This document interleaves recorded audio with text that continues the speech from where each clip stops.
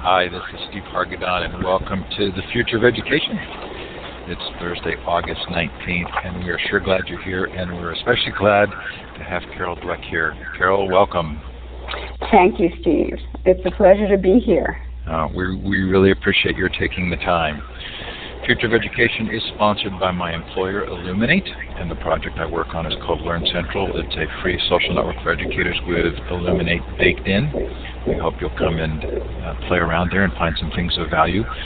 We have put out the call for proposals for our Global Education Conference, November 15th to 19th, 2010. That is a free online 5-day conference.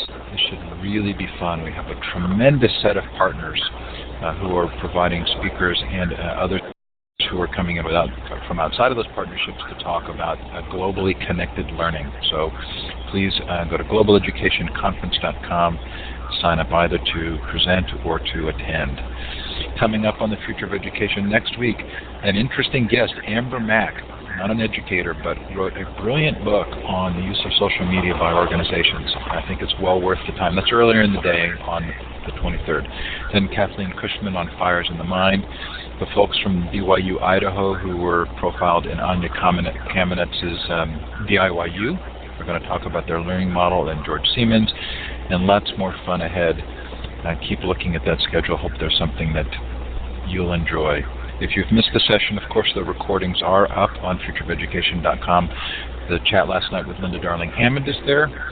Kyle Ruddick on their One Day on Earth project and how educators can get involved in that collaborative film. David Wood on the fascinating Get Paid for Who You Are topic. If you didn't hear about that, it's worth reading the blog post. Charles Fidel on the Neuroscience of Learning, Milton Chan on Education Nation, and lots more. Again, all of those recordings up at futureofeducation.com. If this is your first time in Illuminate, we're sure glad you're here. This is a participative environment. The first thing I want to ask you to do is to go up to View Layouts and switch to the wide layout. You'll have a much better experience reading the chat. And if someone comes into the session and they complain about having a hard time following the chat, please do encourage them to make that change. It'll be hard for me to notice when I'm asking Carol questions. At the bottom of the participant window, you'll see a smiley face, a clapping hand, a confused look, or a thumbs down. We encourage the use of those in order to let us know how you're feeling about how things are going. We expect mostly smiley faces and clapping hands. To the left, you'll see a hand with a green up arrow. That's your way of raising your hand if you want to ask Carol a question, which you can do by taking the microphone. Before you do that, please do go up to Tools, Audio, and run the Audio Setup Wizard to make sure that your microphone is configured. You are welcome to ask your questions in the chat.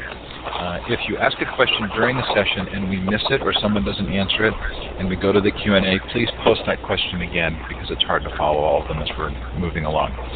Okay, now we're going to give you a chance to let us know where you're participating from.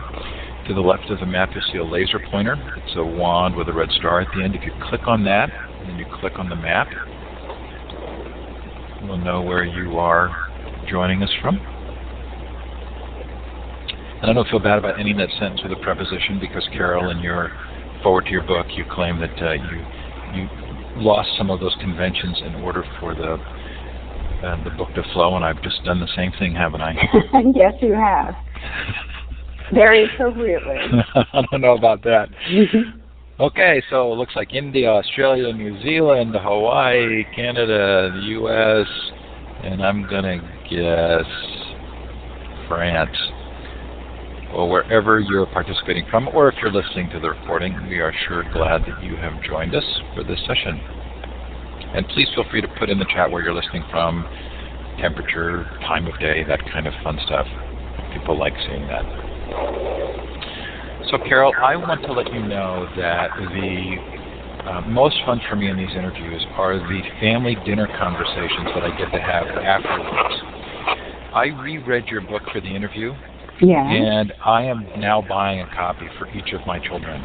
I just think it's such a great message. Do you hear that from other people? I do hear that from people that they want their kids to read it, they want to discuss the concepts, and they want to live the concepts as a family. Well, I'm glad, and I really think the book made a significant difference in my own way. I probably read it about 6 months ago, and I feel as though my own parenting has changed because of it. And I'm hopeful that we're exposing you to new people here tonight, or those who would like to learn more about the book. Mm-hmm. It also seems that almost everything I read now quotes you. Do you feel that I'm guessing you're seeing those same references to your work. It must make you feel good to know that other people have picked up on this theme. It's very gratifying that so many people writing articles and books now have resonated to the ideas and feel that they can integrate it into their own thinking. Very, very gratifying. So you probably rehearse this every day, but some of the people who are attending, I know, will not have read the book, and we're going to want to encourage them to do so. So could we get you to tell just a little overview of the story? Yes. You mean describe the mindset? Describe mindsets. Yes, I'd be delighted to do that. In my research, which I've done now over many years, I've found that some people think of their most basic qualities, like their intelligence, their talents, as something that's fixed. They think they have a certain amount and that's that. And what I show in my work is that this fixed mindset often makes people afraid to venture out of their comfort zone, make mistakes, because they're afraid it will reveal a deficiency in their permanent ability. They are concerned that they look smart at all times and at all costs. But other people have a growth mindset. They think their basic qualities can be cultivated. Even talents can be grown through their effort, through instruction. And what I find is that people, whether they be children or adults who have this growth mindset, are more challenge-seeking and more resilient. They don't care about making mistakes now. They care about learning and growing over time. So in the book, you tell the story of I think they're 10-year-olds who are involved in this experiment. And I'd love it if you tell an abbreviated version of that. But I also get the sense from the book that in many ways you're telling your own story. That there's a very human element to the book where you feel like what you learned here is actually really helping you in your own life. Yes. My own research has changed me, and I had very much, or pretty much, a fixed mindset growing up. I thought I always had to be smart, look smart, that people's respect for me was based on that. And through my own research, I've learned that there's a different way of being. When I wrote the book, I had a choice of being more kind of didactic or really telling my story too, which is unusual for an academic to kind of reveal personal things in writing. But I really wanted to make that contact with my reader and to say, I've been there too. Should I talk about the little boys? I'd love that. When I was a young researcher, I was just starting out. I was in my 20s, and I was interested in how kids coped with failure. So I was giving children problems, first that they could do pretty well, and then they got harder and reached a point where they really could not succeed readily on them. So some kids acted as though it was the end of the world, and I was familiar with that. But then one little boy, when we gave him these difficult problems, pulled up his chair, rubbed his hands together, smacked his lips, and said, I love a challenge. Another little boy, another 10-year-old, same situation, looked up at us and said, you know, I was hoping this would be informative. well, I thought, what planet are these kids from? I don't live on that planet. But I understood that they knew something that I didn't know and something that I needed to know. Right then and there, it became my ambition to figure out their secret and to bottle it and be able to give it to other kids, other people. So I like to say that if I ever had a role model, it was these two little kids.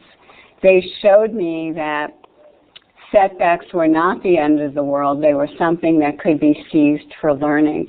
Over time, as I discovered the mindsets, I knew that that was their secret and that I could give it to other people. So you make a distinction, it seems to me, in the book between helping get people in the mindset by providing them with a little bit of a story or something that is related to growth versus actually kind of consciously choosing or learning long-term the mindset. How do you go from the first to the second?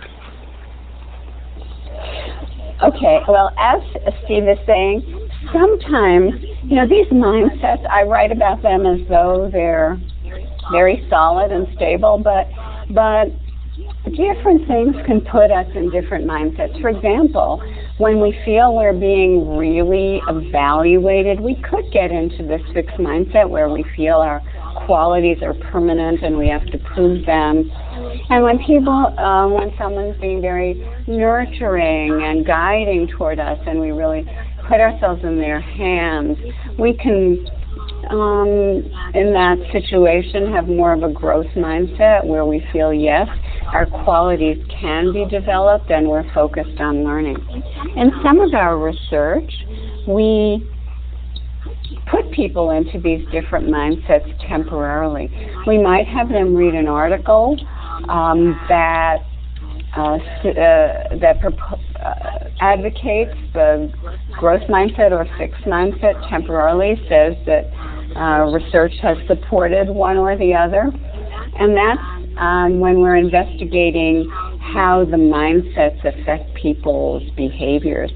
But we also have changed people's mindsets in a more permanent way. For example, we have a computer program for adolescents called Brainology.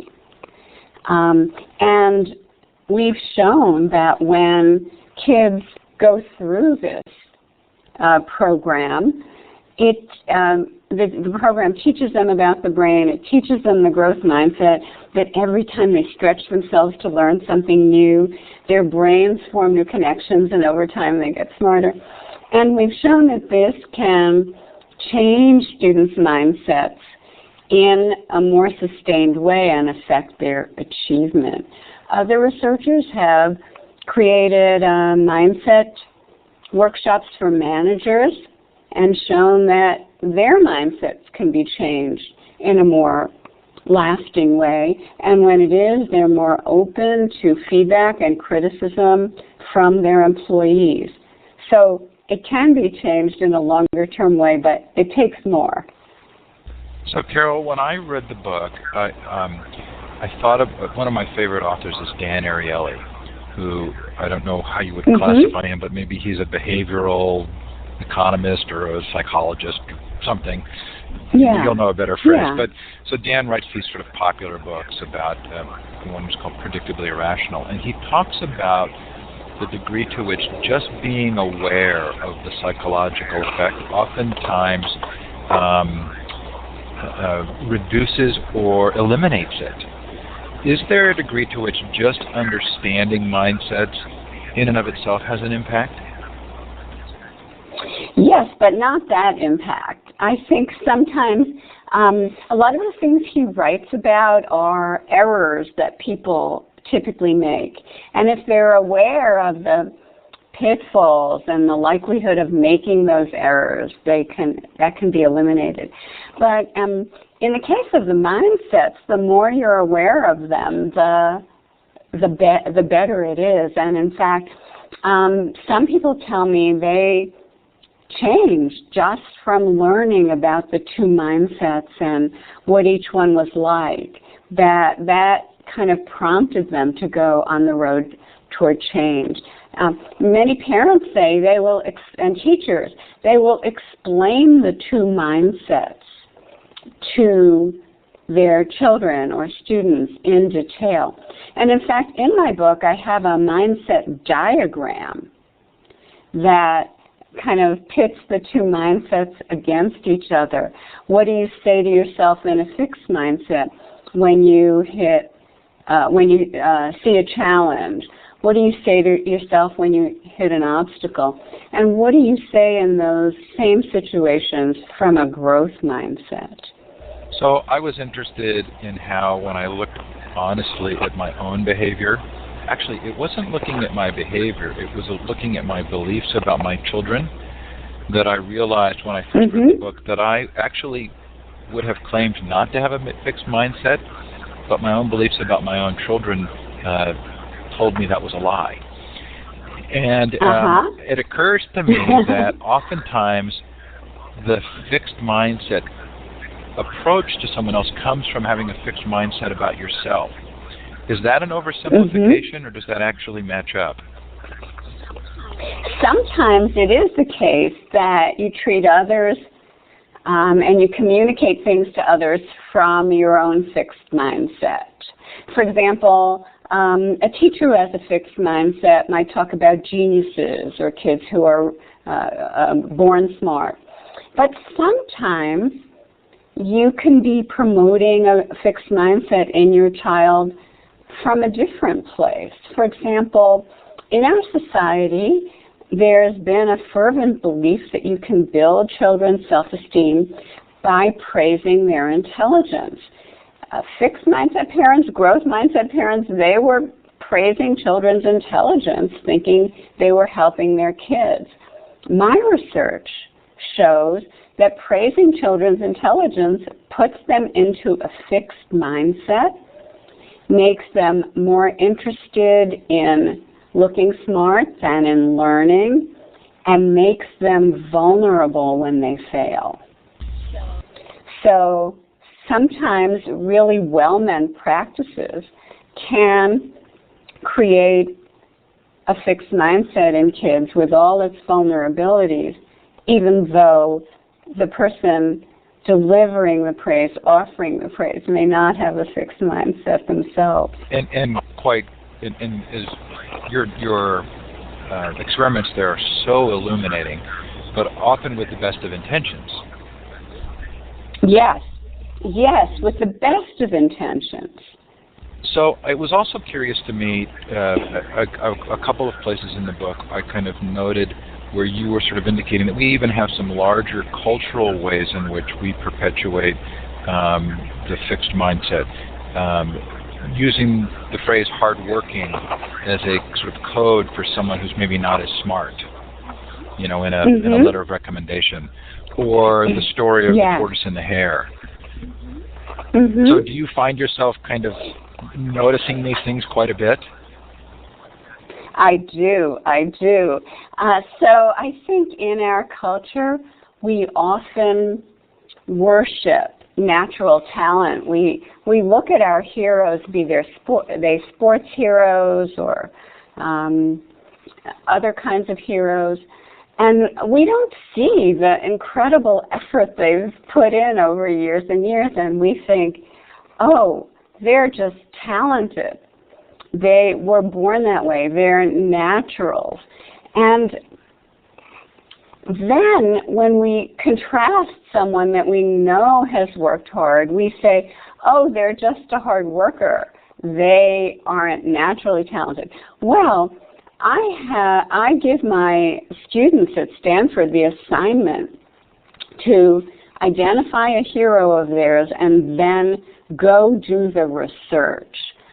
Go do the library or internet research on that person's history. It is almost never the case that their hero hasn't worked harder than anyone else.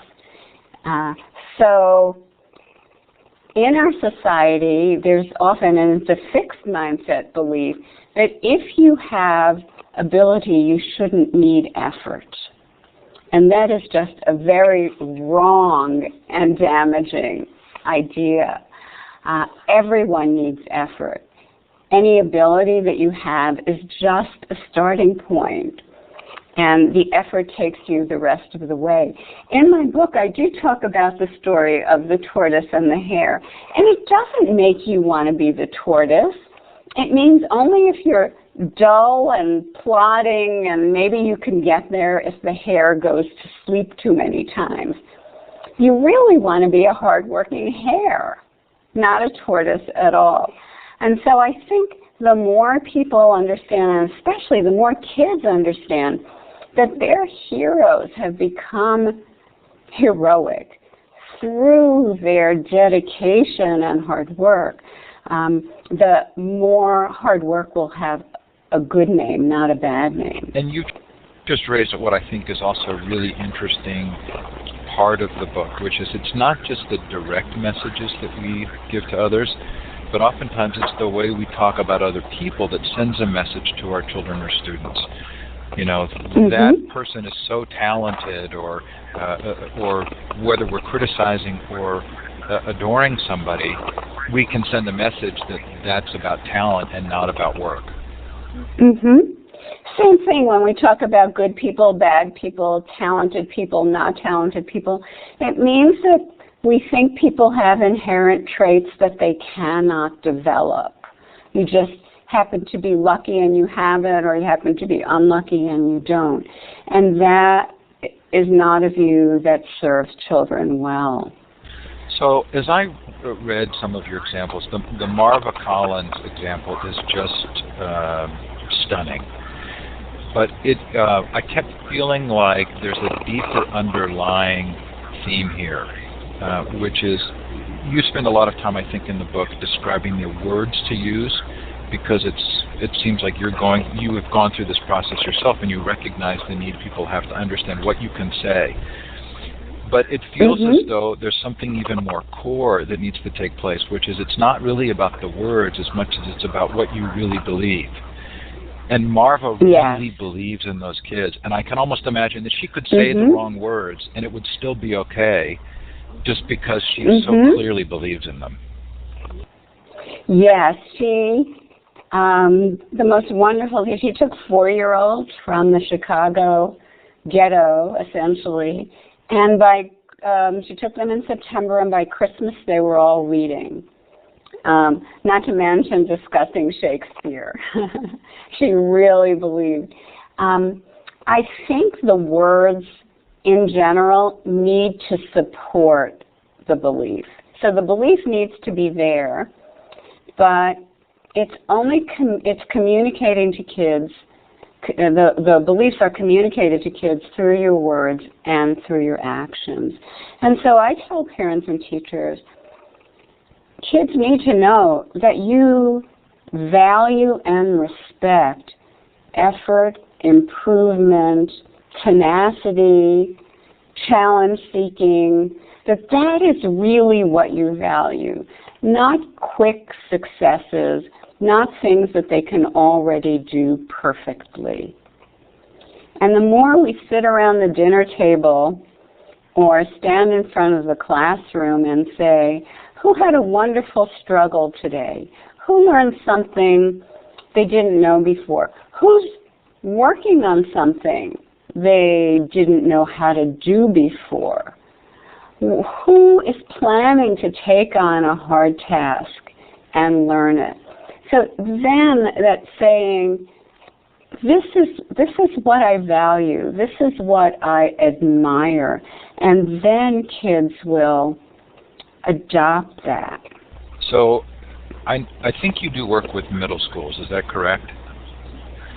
Yes, some of the work is with middle schools. So I'm wondering, when you go to talk to those teachers, how many of them just need help in understanding to communicate that they believe in the students, and how many of them actually need help in learning to believe in the students? I'd say that many of them already believe in the students and many tell me, they have been looking for a way. They believe in that potential, and they have been looking for a way to help kids unlock that potential. But you're right. Many of those teachers also don't any longer believe that all kids have the potential to learn. And then they need to know what the new neuroscience is teaching us about the brain plasticity being so much greater than we ever thought it was before, about our coming to understand the basic components of intelligence. And not too far in the future, we're going to be able to teach those to kids. So they really need to know that in the past, we believed, and neuroscience might have told us, the brain was this stable thing. Some of us got better ones than others of us got. But now we don't think that at all. It's so dynamic. It's so malleable, and we just have to figure out the best ways to make it the brain blossom. So yes, some of those teachers really do need the mindset message themselves. I had to laugh at myself because I got to the section about art, you know, where you have the pictures of people who'd gone through the drawing from the right side of your brain or whatever it is workshop. Yes. And I found myself wanting to say, oh, that's them, but I could never do that. I said, so why was I feeling that way, even reading the book, even thinking about this? And I realized for me it came from a fear. And the fear was that I would fail. So I gave myself the out.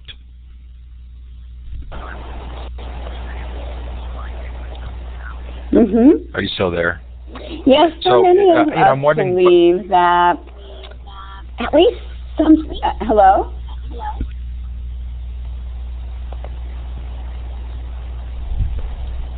Hello? So, Carol, we're doing an audio catch-up here, I think. I think we're back.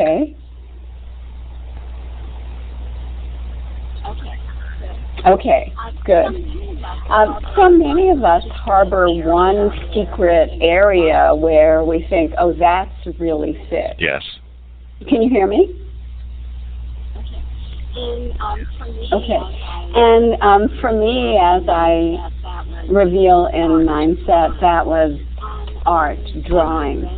And then I read the book, Drawing on the Right Side of the Brain. They provided a workshop to people, a 5-day workshop.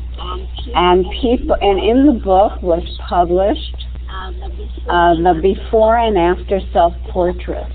The self-portraits people drew on day 1 and the ones they drew on day 5. And it was incredible. On day 1, you had an array of talent. Some self-portraits looked like kindergarten products.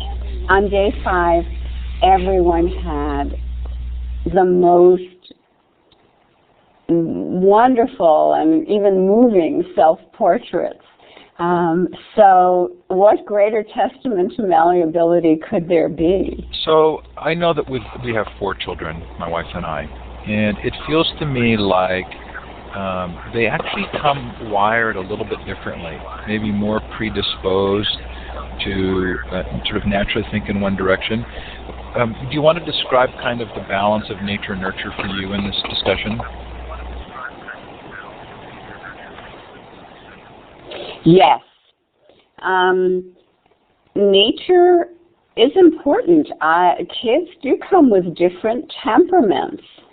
And anyone who's been around little kids can see that. Even young babies, you can see that.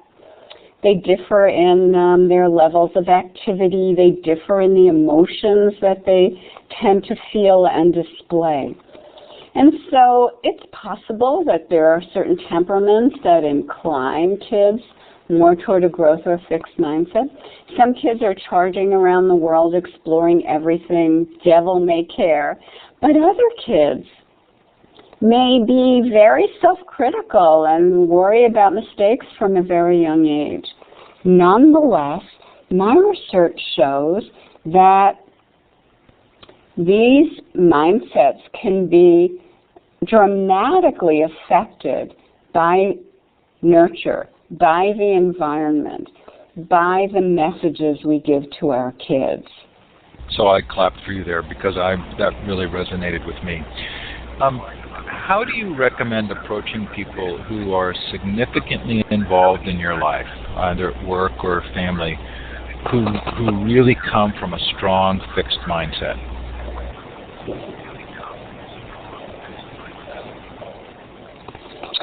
How do I recommend approaching them?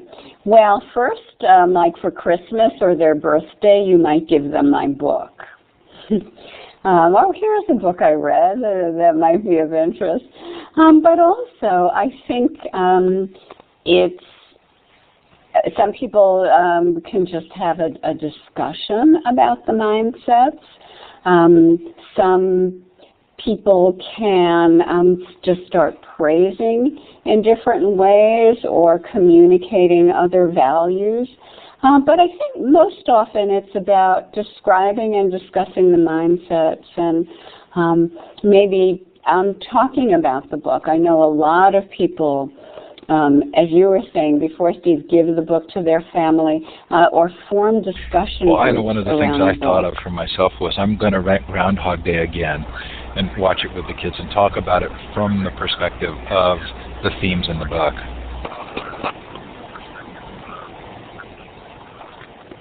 I love Groundhog Day. I talk about Groundhog Day and mindset. And when in the beginning, everything is about scheming to look good and score, and he has to get up and experience the same day over and over and over again until he sees that the point of life is learning and helping others, not demonstrating how great you are. But it's done in such a creative and entertaining way. Are there other movies or books that you recommend that people use to help kind of stay on this course? Oh my.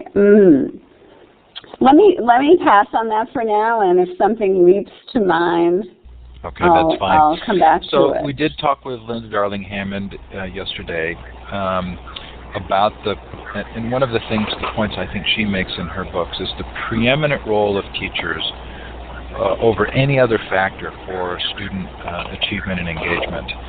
Do you find a connection with her work and your work at all?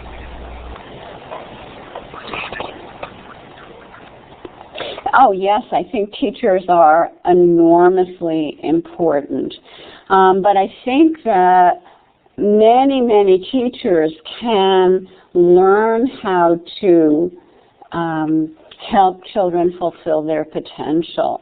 And actually, in my research, I find that if you teach the children a growth mindset without even involving the teachers, it really can raise grades and achievement test scores. And teachers tell us they see the difference. Now, if you added to that, the teachers were also supporting students in learning and implementing a growth mindset, I think we would just see extraordinary results. So this is certainly a time when a lot of people are talking about education.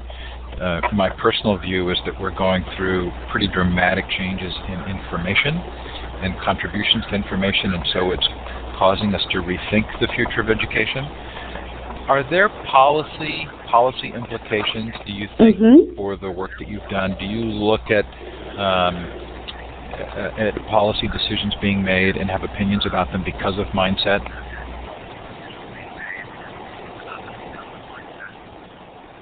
Yes. When I see policy decisions that say drill and test, or that lead to drilling and testing, it breaks my heart, because the key to everything in life and the thing that made our society so great is this belief in learning and joy in learning, the whole idea that anyone can become anything. And I don't think we got that way through drill and test. I think we need to leave room, and when we do that also, we're inadvertently creating teachers who don't know how to foster joy of learning, because it's really hard to do that in a drill and test context. So when we see policy changes, I think the key thing to think is, will this help our children value learning and engage in it more? So I'm going to save you a little on the question of recommended books or movies to watch, because you do have a recommended book section in the back of the Mindset, and I'd forgotten that. In fact, Oh, and I didn't hear the book part. So that I'm going to recommend that to those who are listening and to myself again. You tell the story in the book of your own 6th grade teacher. And if you're willing to tell it briefly, I'd appreciate it. But I'm also curious to have you kind of describe our misunderstanding of IQ and IQ tests. Yes. I'll start with my 6th grade teacher. When I was in the 6th grade, we were seated around the room in IQ order. My teacher, Mrs. Wilson, believed that IQ was the ultimate index of your permanent intelligence and your character. Well, this was already what would today be called the gifted program in a big school and kind of an upwardly mobile, academically oriented neighborhood already. And yet she thought even subtle differences in IQ were very meaningful. Now, it is so interesting to realize that Alfred Binet, the man who invented the IQ test, had a radical growth mindset. He believed the most fundamental ability to learn could be transformed through education, and that's what his work was all about. He just concocted the IQ test to figure out who were the kids in the Paris public schools who weren't profiting from their curriculum, so that he could create a new one for them and help them get back on track. He was livid that Americans and English people with our mania to measure and categorize took his test and used it to measure what they thought was permanent ability. He didn't think you could measure intelligence. He thought that intelligence was so dynamic and multifaceted. This test didn't even measure kind of a small section of it. And yet, again, we in America, and many of those people were in this department at Stanford at that point. And so they propagated this idea of fixed intelligence that could be measured by the IQ test. And now we understand that, oh, this is just a snapshot at one moment in time. The IQ score will remain stable if nothing, if things are left to itself, it often has a stability. But it has nothing to say about how children could blossom under the right circumstances. I'm reminded of the many times that I read that entrepreneurs overwhelmingly struggled with learning, what was called a learning disability. Do you see a connection there between the skills they had to learn and their ability to succeed in business?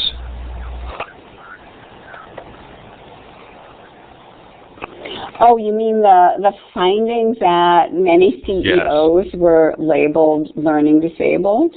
Is that what you mean? Yes. So there are different interpretations of that, and I think it would be really, really interesting to study. So one is that people who have learning disabilities or difficulties often have to learn the power of effort and trying new strategies in order to learn. And so some of them whom I've spoken to really said that they understood what effort can do. Bruce Jenner, the famous Olympic athlete, said he never would have won all those medals if he hadn't been learning disabled. He thought, well, okay, I have some talent here. What if I put the same effort into sports that I have to put into my schoolwork? So that's one interpretation. The other is, hey, if you're having a lot of trouble learning, then you have to develop all kinds of other people skills and other skills that will help you get by, and that this helps people become CEOs. Anyway, I think it would be very, very interesting to move us to Q&A. Before I do so, there are two things I'd like to do. One of which is that in the chat, many people are referencing other books to material, and I would love it if you would email me. I'm going to put my email address here, because if there are interviews I need to be doing based on those books, I would love to follow up on that.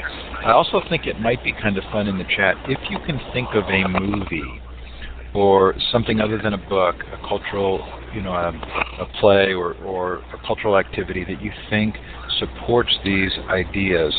Those are the kinds of things I want to build into my own children's experiences over the next few years. So, Carol, before we go to Q&A, what are you working on now?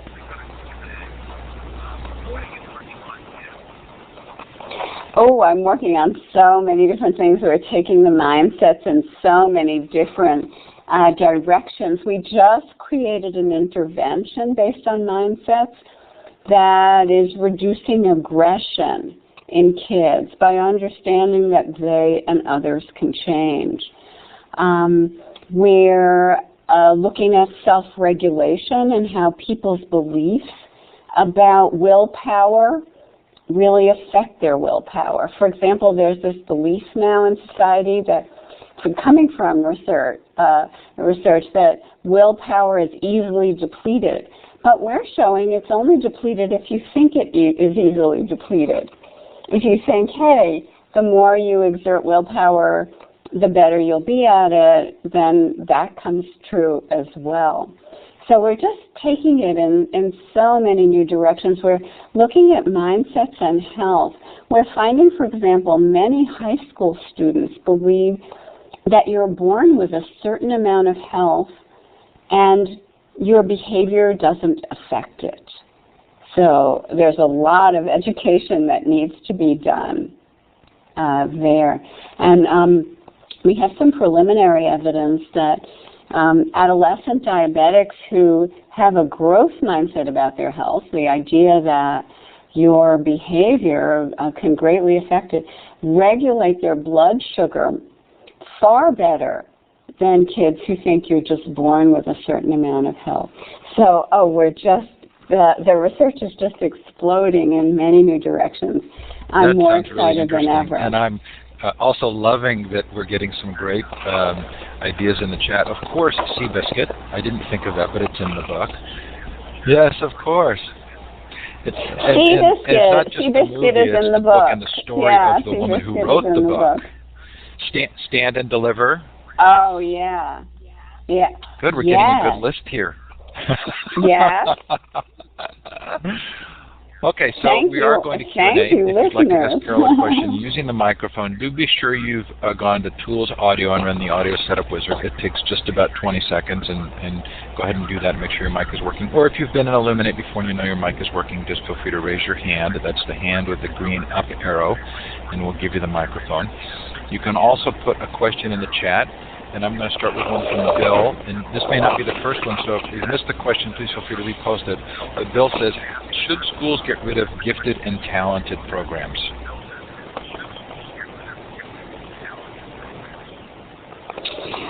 That's a very interesting question, and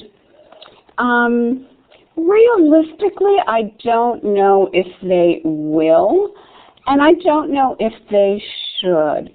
But several things. I've interacted extensively with gifted and talented educators. More and more people are coming to the belief that giftedness and talent, these are dynamic things. Some kids develop their talent later through developing a passion. Kids who don't stretch themselves may have been talented when they're younger, but not so gifted if they're not developing it. So the programs need to, first of all, take this into account. A lot of programs will identify kids in second grade, and that's that. They need to understand that other kids are becoming gifted as time goes on. But the important thing is that there's a danger to the gifted label. The gifted label can be like praising intelligence, where you're communicating to kids, I value you because you're gifted. And this can stunt their intellectual growth. It's incredibly important that kids who are advanced be challenged and stretched. I get a lot of letters from people who are gifted as kids and never fulfilled their potential because they were just told, you're so smart, you'll be this, you'll be that. And they thought that meant if they just sat there with their talent, success would find them. They never learned how to work hard. They never learned how to stretch themselves. And they were done a huge in the book disservice. About the grandson of one of the famous musical writers. I can't remember his name, but it's really heartbreaking. Yes, and these are people with enormous potential. I mean, everyone has enormous potential, but demonstrated abilities who can't get it together to be productive in a sustained way. And that's so if you have a question for Carol, please feel free to raise your hand, the hand with the green up arrow. That's the icon at the bottom of the participant window. Shamini Diaz asks, you mentioned changing mindsets in a more sustained way. What would you say are the critical processes needed to make this happen?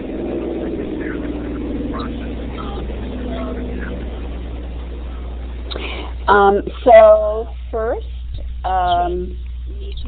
the kids need to be exposed to the different mindsets and what they are.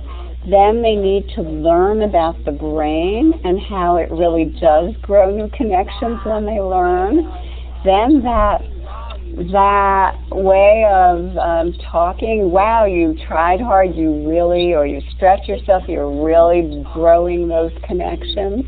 So that kind of talk has to be really raised sustained over time. They need to be given tasks that stretch them, and their learning needs to be pointed out. Also, I mentioned our Brainology program.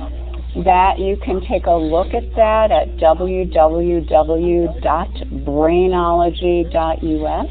And those of you who are educators can write to info@brainology.us and get a free password to review the program. It's very fun, colorful, interactive, aimed at adolescents, teaches a growth mindset and how to apply it. Has raised her hand, so if you wanted to ask a follow-up, I'm giving you the microphone.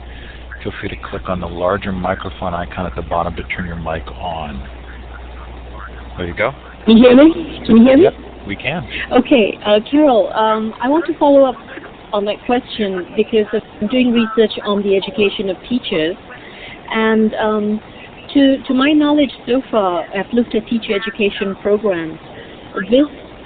Teachers could do so much if they are doing everything you said, exposing children to the mindset, the growth models, talking about the brain, using a particular kind of language. But I don't see that we're actually bringing that into teacher education programs as something teachers learn to do. I'm just wondering if you know of any other research that has looked at how we teach teachers best. Yes, I agree with you. Some teacher education programs are beginning to introduce the ideas into their curriculum. However, we are now developing materials for teachers that will help them implement the growth mindset in their classroom. So over the next year or two, we're hoping to make that available. Is this research being done in Stanford? Okay, I would like to follow up on that sometime because, I have just not seen it done anywhere else. Thank you, Carol. Okay, we've got a couple more hands. Before we do so, Colleen asks, is there any connection between understanding of mindsets and adolescent depression? Oh, that's a great question. We've studied this to some degree, and we do find that students who have a fixed mindset about themselves, I'm a certain kind of person and I will always be this way, are somewhat more prone to depression. But what's even perhaps more interesting is that when kids in a growth mindset do become somewhat depressed, they get more active. They make sure to keep up with their schoolwork and see their friends and so forth. So it's that growth mindset way of reacting to obstacles, whereas we found that the students with a fixed mindset, when they get depressed, then they feel like failures and they let things go. So not just a different likelihood of experiencing depression, but a different reaction to the depression itself. I should make clear I'm just talking about kind of a mild to moderate depression and not severe clinical depression. So I want to get to Scott and Carrie who raised their hands, but I think Jane's question in the chat maybe relates to this topic. She's asking about cognitive behavior therapy. How does that fit? Because I know you addressed it in the book. Do you want to explain how you believe that fits with mindset? Yes, I do. Yes. Cognitive behavior therapy has had substantial success. It recognizes that our beliefs are the causes of many of our moods and many of our maladaptive behaviors, and it seeks to change those beliefs to more adaptive ones. However, it often doesn't go the whole route of changing the client's mindset. For example, it'll help someone understand that because you got a B, not an A, it's not the end of the world. And it will have them think of all the other times they did get A's and all the evidence that they are smart, rather than getting them out of that whole framework entirely of worrying about being smart and seeing everything as a reflection of whether you're smart or not, which is so fixed mindset. And if it got them into the growth mindset of with the premium on learning and growing, they wouldn't be evaluating every little thing that happened in terms of their permanent qualities. Scott, I know you put a note in the chat, but I did want to give you a chance to take the microphone. So I've given you microphone capability. To turn it on, click on the larger microphone icon on the lower left of your screen. Okay, thanks, Steve. Carol, some of your work before this book explicitly mentioned motivation, so you have a rich background in that. Could you connect some of your mindset ideas to the ideas of intrinsic motivation and some of the new ideas of interest-based learning? Yes.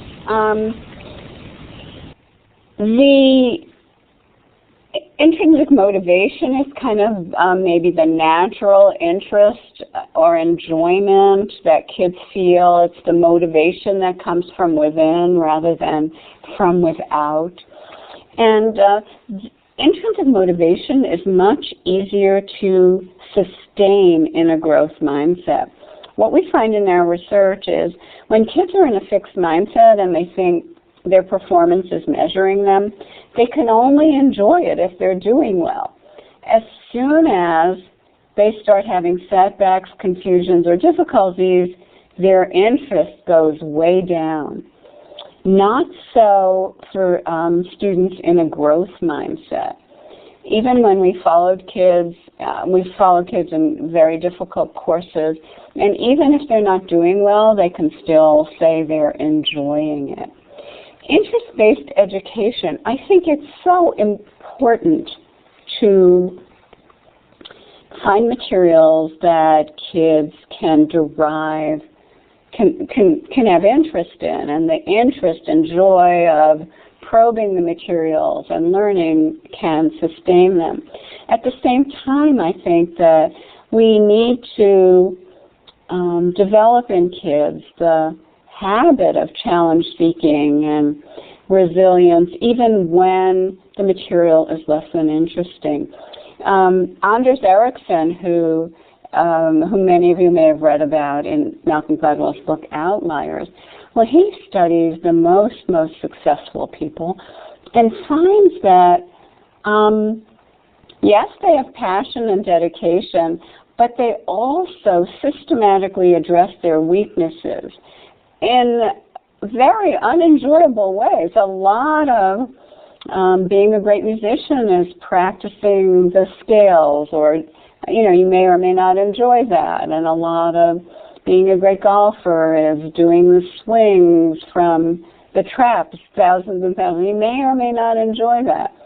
So in addition to having the material be enjoyable, which I think is great, we also need to help kids persevere when it's not so much fun.